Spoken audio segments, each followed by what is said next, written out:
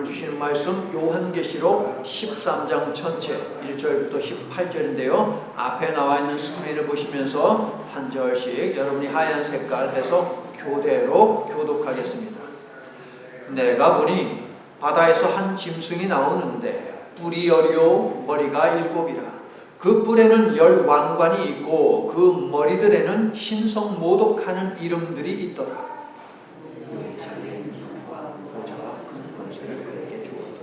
6절 짐승이 입을 벌려 하나님을 향하여 비방하되 그의 이름과 그의 장막 곧 하늘에 사는 자들을 비방하더라. 두 번째 바다 성도들과 싸워 이기게 되고 각 족속과 백성과 방울과 나라를 다스리는 권세를 받으니 죽임을 당한 어린 양의 생명책에 창세 이후로 이름이 기록되지 못하고 이 땅에 사는 자들은 다 그에게 경배하리라.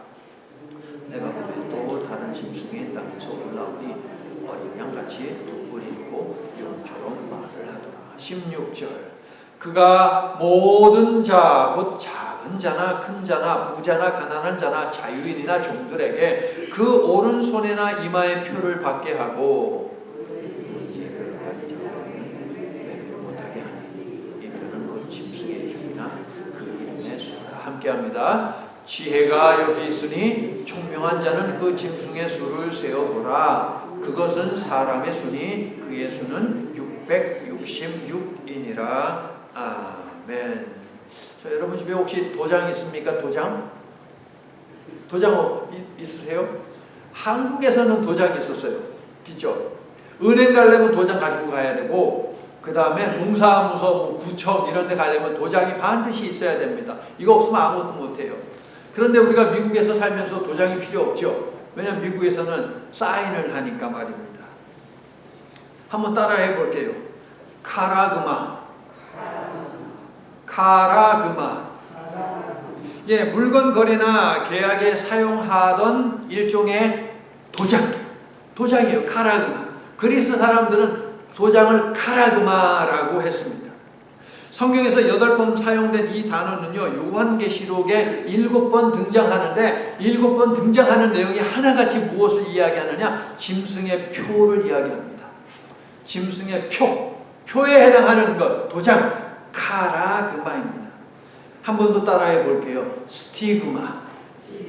예, 이건 아주 중요한 단어입니다. 다시 한번 스티그마. 스티그마도 도장입니다. 스티그마도 도장인데 앞에 카라그마는 종이나 이런 데다가 문서 이런 데 있잖아요. 혹은 동전 이런 데다가 이렇게 딱 찍어 넣는 것, 그러한 도장이 카라그마이지만 스티그마라고 하는 도장은 무엇이냐? 사람의 몸에다가 찍는 거예요. 사람의 몸에다가 왜 찍어요? 왜 찍을까요? 이 시대에 너 내 거야 라고 하면서 노예들의 몸에다가 주인을 알릴 수 있는 김씨네, 방씨네, 박씨네 하듯이 이렇게 문양을 만들어 가지고 그거를 인두에다가 지져 가지고서 사람 몸에다가 칙 됐습니다.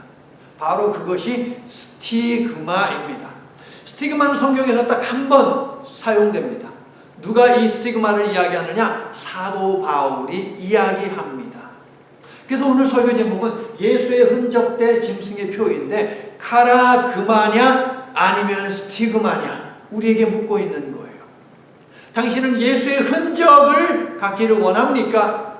아니면 짐승의 표를 갖기를 원합니까? 여러분의 대답은 예수의 흔적 아니겠습니까? 스티그마를 우리는 추구해야 하겠다. 바울은 이 단어를 사용하면서 자랑했어요. 내 몸에 예수의 흔적이 있다. 내 몸에 예수의 도장이 빵 하고 찍혔다라고 하면서 자랑했거든요. 우리도 사도 바울처럼 내 몸에는 예수 그리스도의 흔적이 있다라고 당당하며 자랑하며 살아갈 수 있기를 예수님의 이름으로 축원합니다. 그래서 오늘 설교를 듣고 듣는 중에 듣기도 전에 나는 예수의 흔적을 가지리라 라고 그렇게 함께 아멘 할 수 있는 우리 모두가 될 수 있기를 다시 한번 축원합니다. 자, 요한계시록 12장에는 큰 붉은 용이 등장을 했습니다. 그렇죠. 큰 붉은 용의 정체가 뭐였습니까? 태초에 아담과 하와를 망가뜨렸던 그 뱀. 그래서 사도 요한은 옛 뱀이라고 불렀습니다. 그렇죠? 그런데 이 옛 뱀 큰 붉은 영의 정체는 무엇이었다? 사탄이었다. 사탄 마귀였다라고 요한계시록 12장에서 사도 요한은 알려주었는데요. 이어서 오늘 말씀을 보니까 이제 바다에서 또 짐승이 하나가 나오고 육지에서 짐승이 하나가 나오는데 얘네들의 정체는 도대체 무엇일까요? 바다에서 나온 짐승이니까 바다 짐승이라고 부르고 육지에서 나온 짐승이니까 육지 짐승 이렇게 부르면 되겠습니다. 그렇죠. 학계에서 학자들 사이에 큰 이견이 없어요. 그렇기 때문에 제가 여러분에게 말씀드리면 바다 짐승은 적 그리스도를 상징하는 것입니다. 적 그리스도. 적 그리스도라는 말 들어봤잖아요. 그렇죠? 적 그리스도. 빨간색 적 그리스도. 그리고 육지에서 나온 짐승, 육지 짐승은 무엇이냐? 이 적 그리스도를 추앙하게 만드는 거짓된 종교 지도자들. 그들을 가리키는 것이 바로 육지 짐승이다. 이 정도는 학자들, 거의 대부분의 학자들이 동의를 하는 거니까 여러분에게 말씀을 드릴 수 있겠어요. 자, 먼저 바다 짐승을 볼 텐데 어떻게 생겼다고 나옵니까? 오늘 말씀을 보니까 1절과 2절에서 나오지요. 뿔이 몇 개예요? 10개예요.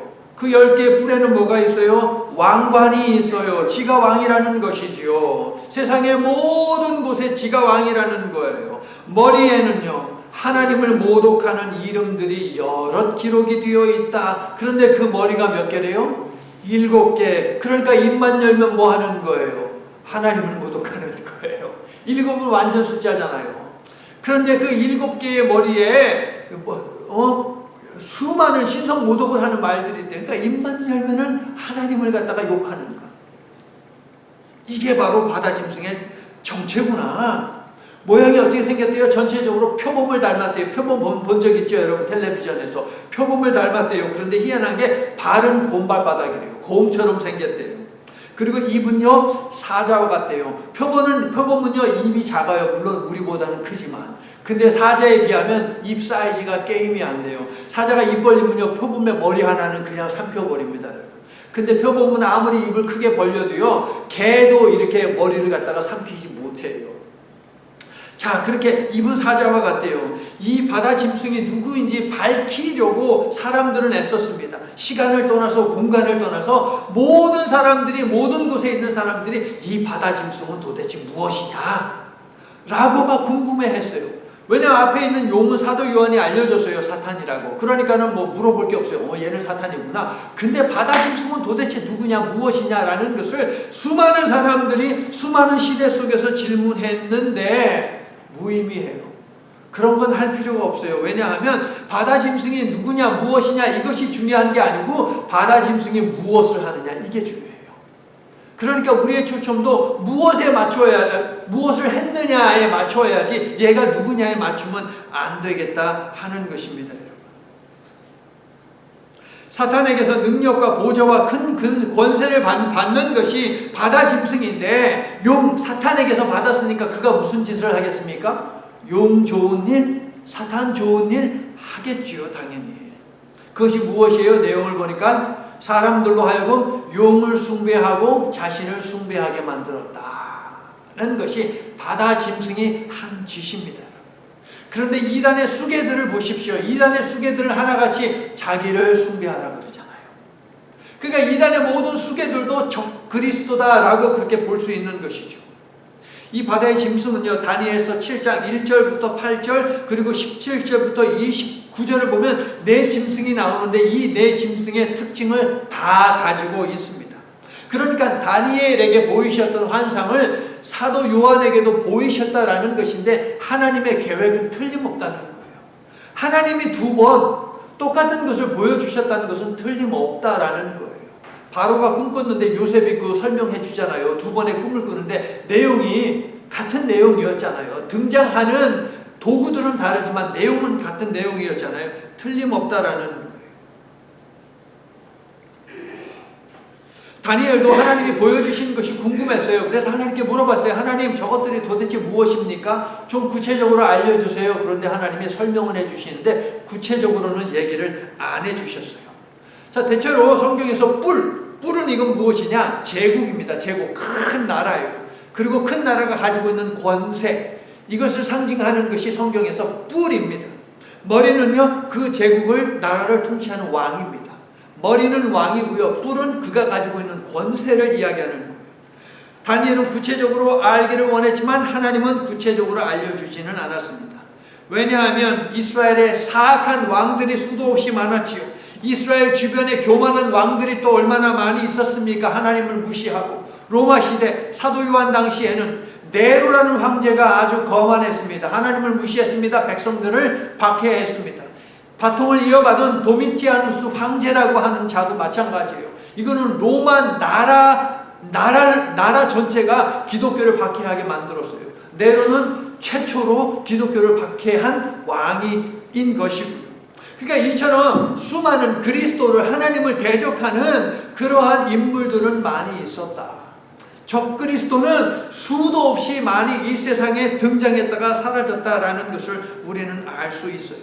독일의 히틀러도 마찬가지이죠. 중국에서도 역시 기독교를 박해하는 수많은, 그 나라는 주석이라고 부르죠, 대통령을. 그러한 자들이, 리더들이 있었습니다. 앞으로도 그러한 자들은 계속 등장을 할 것입니다. 틀림없습니다. 그렇기 때문에 하나님께서 적그리스도는 누구다라고 알려주시 않은 거예요. 수도 없이 많이 있어 왔다는 것이죠. 다니엘서 7장에 기록된 바다에서 나온 4마리의 짐승들도 역시 마찬가지입니다. 적그리스도라고 볼 수 있어요. 하나님을 대적하는 존재로 볼 수 있다는 것이죠. 다니엘이 살던 시대를 기점으로 이야기하면 이 4짐승은 무엇이냐? 바벨론입니다. 메데입니다. 페르시아입니다. 그리고 헬라 제국입니다. 이 4짐승이 다니엘 시대를 기점으로 이야기하자면 그렇다 하는 것이에요. 10개의 뿔도 누구인지 무엇인지 여러분 특정 지어서 설명할 수 있어요. 그런데 말씀드렸다시피 그것은 중요한 게 아니에요. 그들이 누구냐 무엇이냐 중요하지 않아요. 무엇이 중요하다고요? 걔네들이 뭘 하느냐 이것을 봐야 한다는 거예요. 무엇이냐 누구냐에 집착하는 이러한 집단들이 있어요. 집착하는 자들. 이들은 이단들인데요. 대체로 이들은 계속해서 666이 무엇이냐 이거 가지고서 자꾸 얘기했어요. 666이 무엇이냐. 가장 최근에 이 이단의 집단들이 주장한 666은 무엇입니까? 코로나 바이러스 백신입니다. 코로나 바이러스 백신을 맞으면 666을 받는 것이다. 몸에 666이 새겨지는 것이다 라고 그렇게 주장했고요. 지금도 그렇게 주장하고 있는 자들이 있습니다.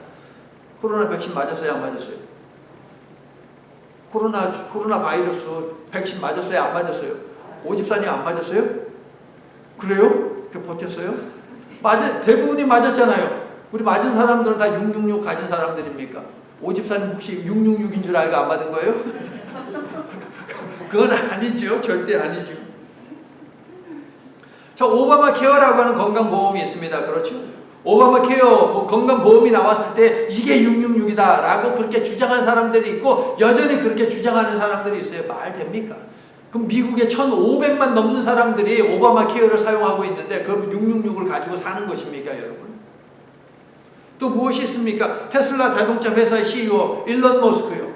자, 이 사람이요 투자를 해가지고 사람 뇌에다가 칩을 갖다가 이 메모리 칩을 갖다가 이렇게 집어넣으려고 했어요. 근데 올 1월 달에 성공했다. 1월 31일자 뉴스를 보니까 그게 나오더라고요. 그러면 사람 머릿속에 집어넣는 이 칩, 한때 뭐 베리 칩 해가지고 이게 666이다라고 했어요. 근데 요즘에 애완동물 키우는 사람들 보면 잃어버렸을 때 찾기 위해서 몸에다가 이렇게 칩을 갖다가 집어넣거든요. 배추하고 배우는 넣습니까, 집사님? 왜? 그럼 뭐 666을 집어넣는 겁니까? 그거 아니잖아요. 배추하고 배우는 한 집사님 그 집에 애완동물입니다. 먹는 배추 아니고 또 어떤 배우가 집에 사냐 그렇게 생각하지 마세요, 여러분. 또 어떤 사람들은 크레딧 카드가 막 나올 때 이게 666이다 막 주장을 했습니다. 그 다음에 요즘에 마켓에 가면 뭐 물건 살 때마다 띡띡 하잖아요. 뭐 띡해요? 집사님 가게에서 일할 때 띡 하잖아요. 뭐에다 띡 하는 거예요? 그 뒤에 이렇게 되는 번호 있잖아요. 그 바코드. 바코드가 또 666이다. 그래서 이런 거 사용하면 안 된다. 막 그렇게 주장을 했어요. 그런데 요즘 시대에 바코드 없는 물건이 있습니까? 없어요. 다 가지고 있습니다.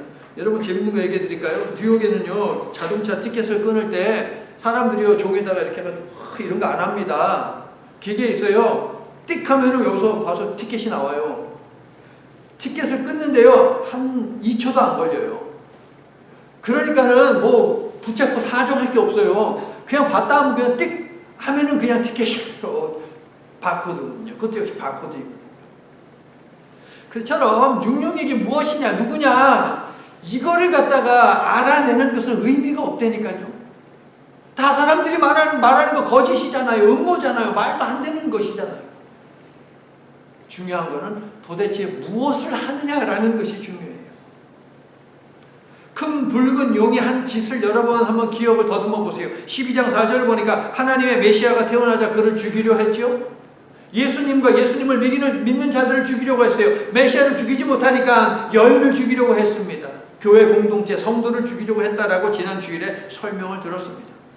그러나 12장 14절 하나님께서 사탄이 받게 하는 1260을 세대 반, 즉 3년 반이라는 제한된 기간 동안만 교회가 핍박을 받게 하시고 핍박받는 교회를 하나님이 보호를 해주시지 않습니까? 광야에 아무것도 없는 곳이에요. 정말 피폐한 삶이라는 것이죠. 하지만 거기에 하나님께서 안식처를 예배 두셨다라는 것 아니겠습니까? 이처럼 붉은 용은 하나님의 아들과 그 아들을 믿는 성도들을 집어삼키려고 했습니다. 용이 한 짓입니다. 그런데 패배했어요? 성공했어요? 패배했지요. 그러므로 용이 바다에서 나오게 한 바다 짐승과 육지에서 나오게 한 육지 짐승도 이긴다, 진다? 진다. 그들이 섬기는 용이 졌는데 지네들이 이기겠습니까? 지네들도 진다라는 거예요. 틀림없어요. 여러분 믿습니까? 이거를 우리 머릿속에 집어넣어야 돼요. 사탄이 아무리 우리를 뒤흔들고 사탄을 추종하는 그런 인간들이 또 있거든요. 그들이 와서 우리를 아무리 시험하려고 해도 그들은 이길 수 없다. 왜냐하면 그들의 가장 윗대가리 사탄이 패배했기 때문에. 이것을 머릿속에 넣으세요. 나는 지지 않는다. 나는 지지 않는다라고 말입니다. 이처럼 바다 짐승과 육지 짐승, 용 모두 패배할 운명이기 때문에 그들의 위용과 위세는 허상이고 허세일 뿐입니다. 그러므로 잠시 기승을 부리는 어둠의 권세에 놀라거나 두려워하지 말고 믿음의 눈으로 그 실체와 최후를 정확히 바라보는 저와 여러분이 될 수 있기를 예수님의 이름으로 축원합니다. 2절을 보니까 용이 바다 짐승에게 자기의 능력과 보좌와 큰 권세를 주지요. 보이지 않는 세계에 존재하는 것이 용입니다. 보이지 않는 세계에 존재해요. 근데 그 용이 힘을 줬어요. 안 보이잖아요. 근데 누구에게 줬어요? 바다 짐승이라고 하는 보이는 실체에다가 줬다는 것이죠. 그래서 보이는 힘을 휘둘러서 사람들로 하여금 그것을 느끼게 만드는 거예요. 무섭게 만드는 거예요. 그것이 바다 짐승을 내보낸 목적이다. 바다 짐승은 신성모독하고 하나님과 천상에 거하는 자들을 비방하고 자신을 철저히 신격화하여 용과 자신을 경배하게 만듭니다. 이것이 바다 짐승이 존재하는 이유입니다. 세례 요한 당시 믿음의 사람들에게 자신을 주 하나님이라고 불러라 라고 강요하고 거부하면 투옥하고 맹수의 밥으로 식량으로 믿는 사람들을 갖다가 내준 신앙인들을 박해하던 로마 제국의 황제가 바로 바다 짐승 적그리스도였습니다. 그들에게는 초대교회 당시의 성도들에게는 그들이 바로 바다 짐승이었다. 적그리스도였다. 라고 우리는 말할 수 있습니다. 7절을 보니까 바다 짐승이 성도들과 싸워 이겼다라고 합니다. 그러나 사탄의 하수인인 적그리스도의 권세 또한 영원하지가 않아요. 여러분 5절을 보세요. 42달 있습니까? 제한된 시간이잖아요. 계속 나오잖아요. 제한된 시간. 숫자로 보지 마세요. 42달이니까 3년 6개월 동안만 핍박을 받는구나. 그것이 아니고 제한된 시간이에요. 바다 짐승 또한 용처럼 그 후에 참패를 하고 말 것입니다. 성도 여러분, 비록 악을 허용하시는 하나님의 뜻을 우리가 다 알 수 없지만 반드시 그 악을 심판하신다라고 하는 이 사실은 틀림이 없습니다. 믿습니까? 지난 주일에 큰 붉은 용, 즉 사탄은 하나님을 흉내낸다라는 말씀을 드렸어요. 기억하세요? 사탄은 따라쟁이에요. 하나님만 따라해요. 하나님을 따라하면 사람들이 자신을 갖다가 추앙한다라는 것을 알고 있기 때문에 계속해서 하나님을 카피합니다. 2절을 보세요.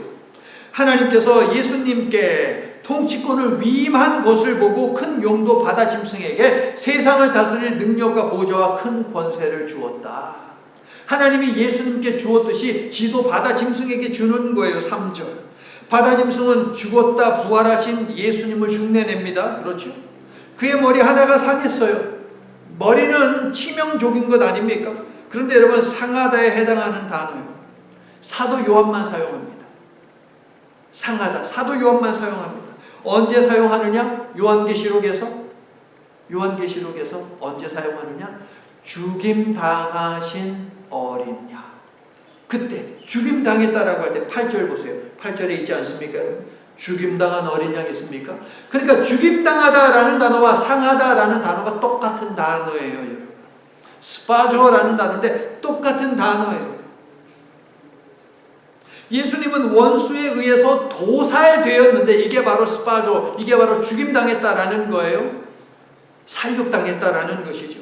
그런데 바다 짐승은 하나님께서 살육을 하시는데 안 죽어요. 치명적인 상처만 있고 죽지 않았습니다. 이상하지 않습니까? 예수님은 똑같이 스파조 되었는데 죽으셨어요. 그런데 바다 짐승은 똑같이 스파조 당했는데 죽지 않았어요. 이상하지 않습니까? 어찌 이런 일이 벌어집니까? 아직 하나님의 때가 아니기 때문이죠. 아직 하나님의 때가 아닌 것이죠. 하지만 바다 짐승은 마치 죽은 후 자기가 부활한 것처럼 그렇게 예수님을 흉내냅니다. 로마의 황제 중에 네로라는 황제가 있습니다. 네로. 미치광이 황제입니다. 어머니가 자신에 대해서 자꾸 간섭한다고 해가지고 어머니가 타고 온 그 배에 초청을 해놓고 나서 그 배 밑바닥을 갖다가 빵꾸를 내요. 그래서 어머니가 가는 동안에 배가 물에 가라앉아가지고서 죽게 만들려고. 자연적으로 그렇게 죽은 것처럼. 근데 어머니가요, 수영의 짱이었어요.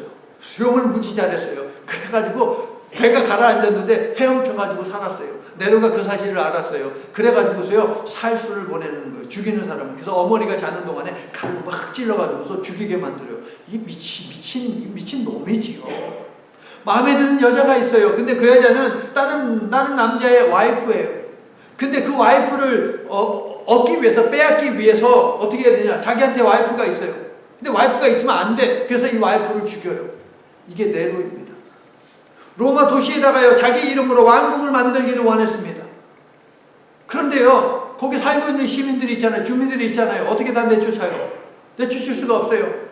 그래서 100% 정확한 것은 아니지만 많은 학자들이, 많은 책들이 이야기하기를 로마 시내에다가 불을 지릅니다. 질러가지고 도시의 3분의 2를 태워버립니다. 사람들이 이거 네로가 한 짓이다 라고 하니까 내가 한 짓 아니야. 기독교인들이 그랬어. 라고 하면서 기독교인들을 갖다가 박해하게 만든 장본인이 바로 네로입니다. 그런데요, 이렇게 권력을 휘두르면서 살았는데 고작 30년밖에 못 살았어요. 30세에 죽어요. 어떻게 죽을까요? 병으로 죽을까요? 아니요, 자살해서 죽고 맙니다, 여러분. 그런데요, 사람들은요, 이 네로가 너무나 잔인했기 때문에 네로는 죽은 게 아니야. 죽은 게 아니고 이제 좀 시간이 지나면 네로가 큰 군대를 이끌고 다시 로마로 진격해 볼 거야 라고 하는 소문이 막 파다했습니다. 그러니까 네로는 죽었는데 죽지 않았다. 죽은 자가 살아왔다. 그러니까 지금 바다 짐승이 죽었는데 죽을 만큼 두들겨 맞았는데 이게 다시 살았잖아요. 사람들이 막 경배하지 않습니까? 어쩌면 바다 짐승이 이랬다라고 하는 것은 네로를 염두에 두고 한 이야기가 아닌가라는 것도 우리가 합리적으로 추정을 해볼 수 있습니다. 3절과 4절을 보니까 큰 상처를 입어 죽을 뻔했다가 나은 이 바다 짐승의 모습을 보고 온 땅이 놀라며 그를 따랐고요, 용과 바다 짐승을 숭배했습니다. 4절 보니까 누가 이 짐승과 같으냐? 누가 능히 이와 더불어 싸우리요? 라면서 막 칭송을 하죠. 그런데 이 말 어디서 많이 들어보지 않았습니까? 누가 주님과 같은 하나님이냐? 여호와와 같으니 누구냐? 성경에 굉장히 많잖아요. 하나님의 말씀을 또 흉내내는구나. 사탄은, 적그리스도는 이렇게 하나님의 말씀을 흉내내는 존재인 것이에요. 이런 상황에서도 용도 숭배하지 않고 바다 짐승도 숭배하지 않는 사람들이 있어요. 8절에 힌트가 있는데 8절을 좀 읽어주세요. 8절 시작.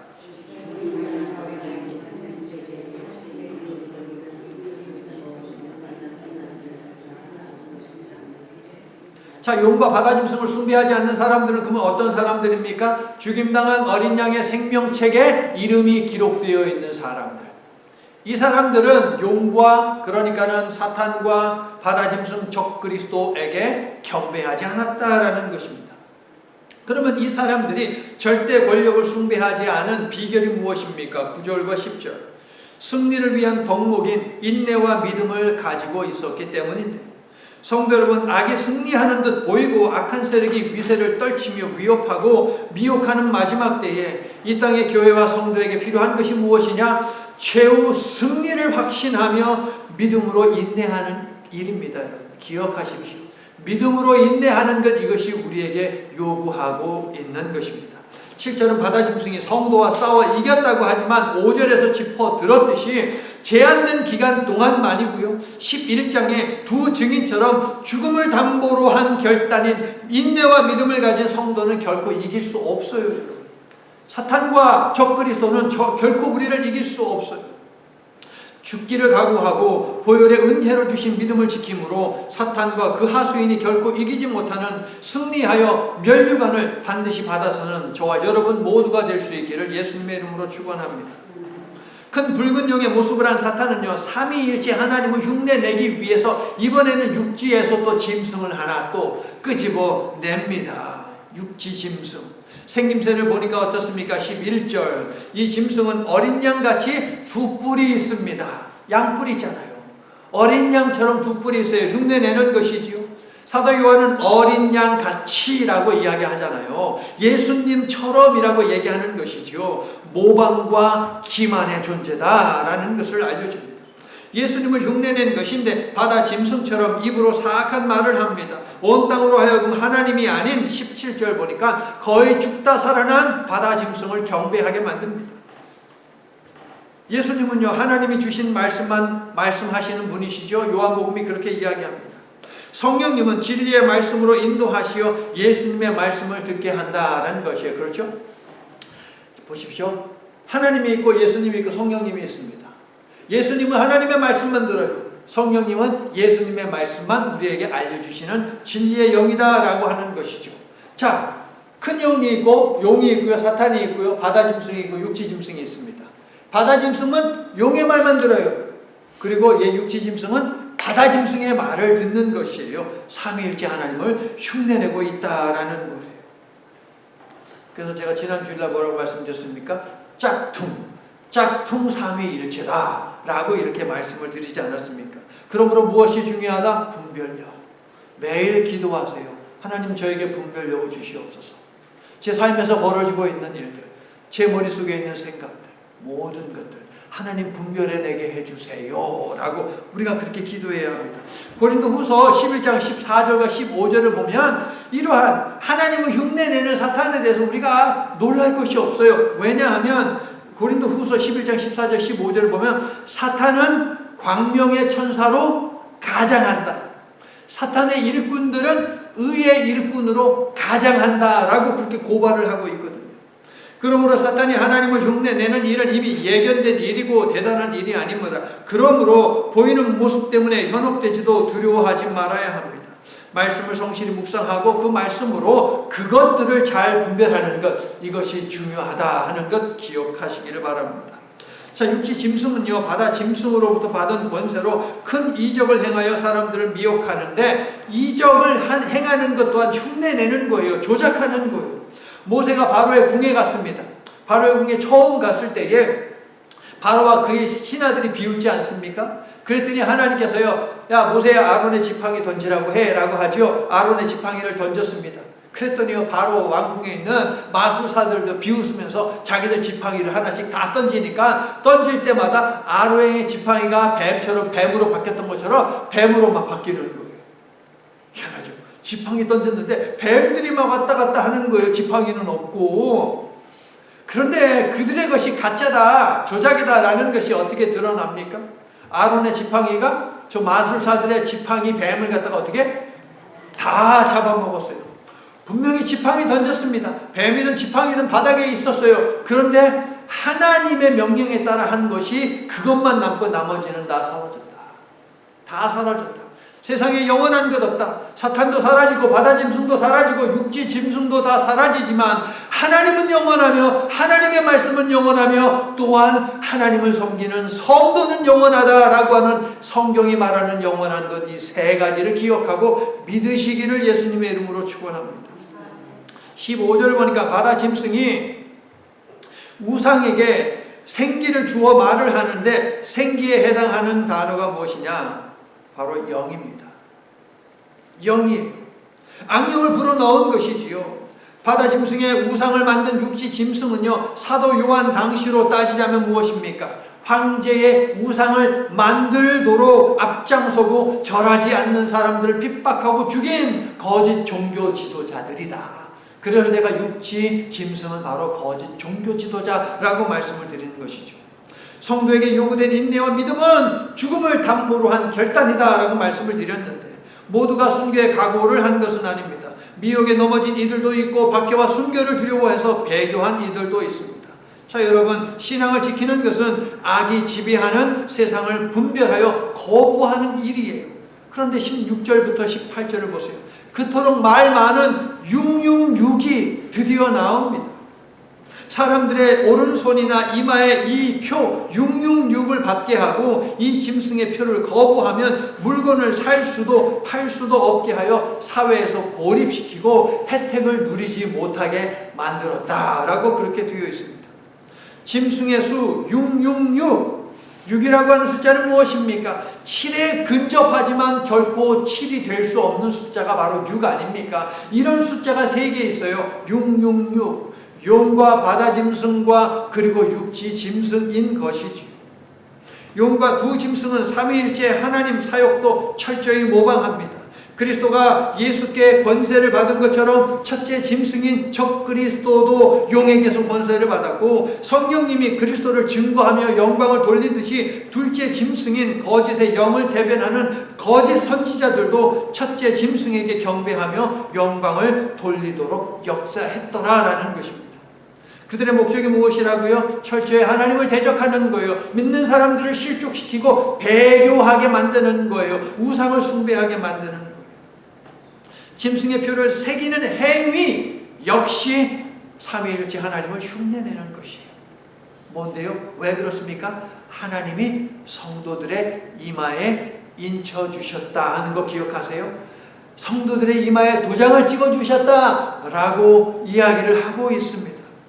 18절을 보니까 총명한 자는 짐승의 수를 세어보라 라고 하는데 몇 마리나 되는지 세어보라라는 그것이 아닙니다. 수보다는 숫자가 오히려 나은 번역이에요. 17절을 보세요. 짐승의 표는 짐승의 이름이다. 짐승의 숫자다 라고 이야기하죠. 그리고 그 숫자는 무엇이라고 18절이 이야기합니까? 666. 그러므로 666은 무엇이냐? 짐승의 이름이다. 이름이다. 누군가의 이름이다 라는 것을 알 수 있어요. 자, 여러분, 히브리어는요 22개의 알파벳으로 되어 있습니다. 몇 개요? 22개의 알파벳 A, B, C, D, E, F, G 하듯이. 그런데 각각의 숫자는요, 각각의 알파벳은요 1, 2, 3, 4. 그러니까 히브리어 알파벳 첫 번째부터 10번째는 1, 2, 3, 4, 5, 6, 7, 8, 9, 10. 11번째는 20, 12번째는 30 이렇게 되는 거예요. 그렇게 해가지고 맨 마지막에 22번째는 400이라고 하는 숫자가 나와요. 사람들마다 이름이 있는데 그 이름에는 뭐 스펠링, 알파벳이 있겠죠. 그러면 그 알파벳에 해당하는 숫자들이 있을 것 아니에요. 이 숫자들을 뽑아내가지고 다 더해보는 거예요. 더해봤더니 666이 나오는 인물이 있다라는 것이거든요. 그런데 이 시대 사는 사람들에게 요한을 통해서 하나님이 말씀하시기를 뭐라고 말씀하시느냐? 총명이 있는 사람은 그 짐승의 수를 세워보라. 이 말은 뭐냐면 그 짐승의 수, 그 사람, 해당하는 사람의 이름에서 알파벳 뽑아가지고 그 숫자를 세보아. 거기서 666이 나오냐 나오지 않느냐 그거 한번 해봐라고 요한을 통해서 얘기를 해주시는 것인데요.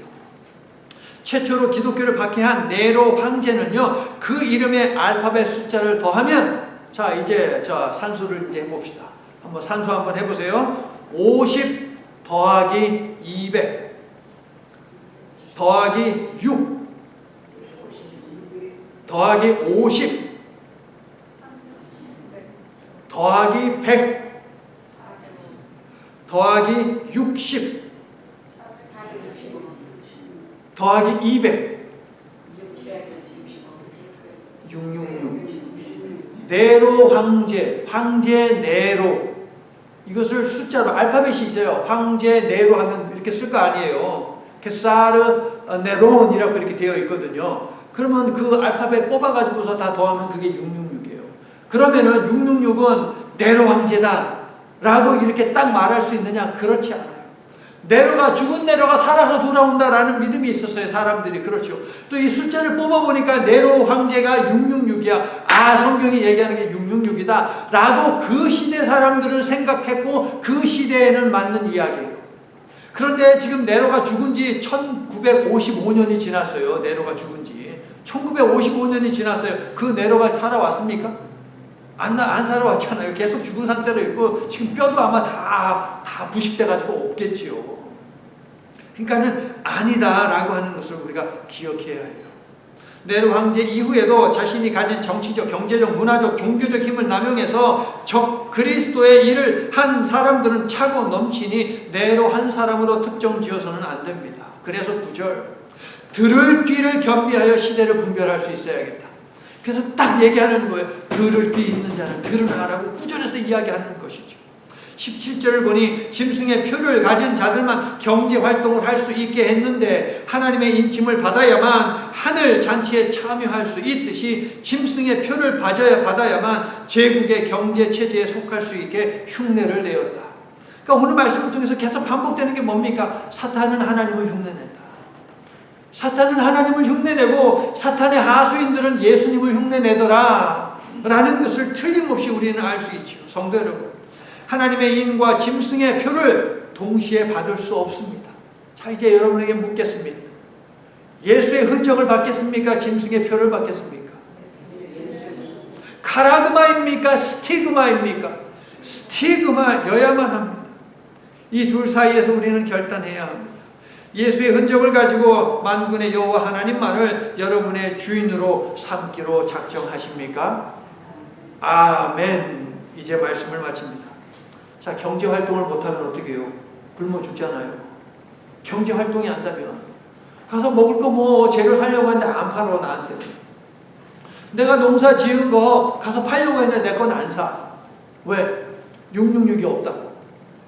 뭐 종이로 된 거라고 동전이나 이런 표를 내밀어야 되는데 그거 없다. 자, 그런데 여러분, 태초에 옛뱀이 아담과 하와를 뭘로 유혹했습니까? 먹을 것으로 유혹했어요. 먹을 것으로 아담과 하와가 유혹받았을 때에 아담과 하와는 배고픈 상태에 있었습니까? 아니요. 동산에 있는 모든 거 다 먹어도 좋다고 하나님이 말씀하셨어요. 손만 뻗으면 먹을 것이 넘쳐납니다. 배 안 고팠어요. 그런데 아담과 하와는 넘어갔습니다. 공생애를 시작하시며 광야로 가신 예수님, 광야에서 무엇 하셨습니까? 금식하셨습니다. 며칠 동안? 40일 동안. 배 고파요? 안 고파요? 고파요. 그런데 사탄이 와가지고요, 돌로 떡을 만들라고 했죠. 예수님 돌로 떡 만들어서 먹었어요? 안 먹었어요. 아담과 하와는 배 안 고팠는데도 먹는 거에 넘어갔어요. 예수님은 배 고팠는데도 먹는 유혹에 넘어가지 않았어요. 예수님이 뭐라고 말씀하셨어요? 사람이 떡으로만 살 것이 아니요 하나님의 입으로 나오는 모든 말씀으로 살 것이다 라고 말씀하셨어요. 이 말이 무슨 뜻입니까? 이 말이 무슨 뜻이에요? 사람은 떡만 가지고 살 수 없고 하나님의 말씀으로도 살아야 한다 이 말입니까? 대부분 그렇게 이해하죠. 우리에겐 하나님의 말씀도 필요하고 먹을 양식도 필요하다. 예수님이 이 말을 하신 것입니까? 사탄에게? 예수께서 인용하신 말씀은 신명기 8장 3절에 있는 말씀인데요. 성경 어디를 읽든지 간에 바로 이해하기 위해서는 앞에서 무슨 얘기를 하고 있느냐를 알아야 돼요. 신명기 8장 3절을 보면 하나님이 만나를 얘기하시면서 사람이 떡으로만 살 것이 아니요 하나님의 말씀으로 말미암아 살아야 한다라는 것을 얘기해 주시는데 그 앞에 이런 얘기가 있어요. 40년 동안 광야 길을 걷게 한 것은 너를 낮추며 너를 시험하여 내 마음이 어떠한지 그 명령을 지키는지 지키지 않는지 아는 데 목적이 있다고 그랬어요. 하나님의 말씀에 순종하느냐 순종하지 않느냐, 이것이 광야길을 걷게 하신 목적이고, 만나도 바로 여기에 해당한다. 만나를 주신 출애굽기 16장에 있는 내용을 여러분 면밀히 보십시오. 만나를 어떻게 먹느냐 하는 이 방법도 있지만, 만나에 관한 여러 규정을 갖다가 상세하게 설명을 하고 계십니다. 그러므로 하나님이 신명기 8장 3절에서 하나님의 말씀으로 살아야지 떡으로만 살려고 하면 안 된다. 예수님이 또 이 말씀을 하신 것도 어떤 의미냐? 사람이 떡 하나를 먹어도 말씀대로 먹어야 한다는 거예요. 이해하시겠습니까? 사람이 떡 하나를 먹어도 말씀대로 먹어야 한다. 우리 전부 다 직장생활 하잖아요. 직장생활 했었잖아요. 그럼 직장생활을 할 때에도 어떤 직업이든 상관없이 말씀대로 해야 한다라는 그런 의미인 것이죠.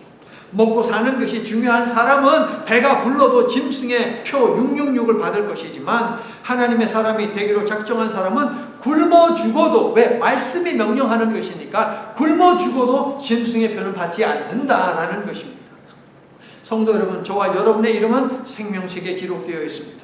그러므로 우리는 굶어 죽는 한이 있어도, 목에 칼이 들어와도 우상을 숭배하지 않습니다. 여러분, 아멘.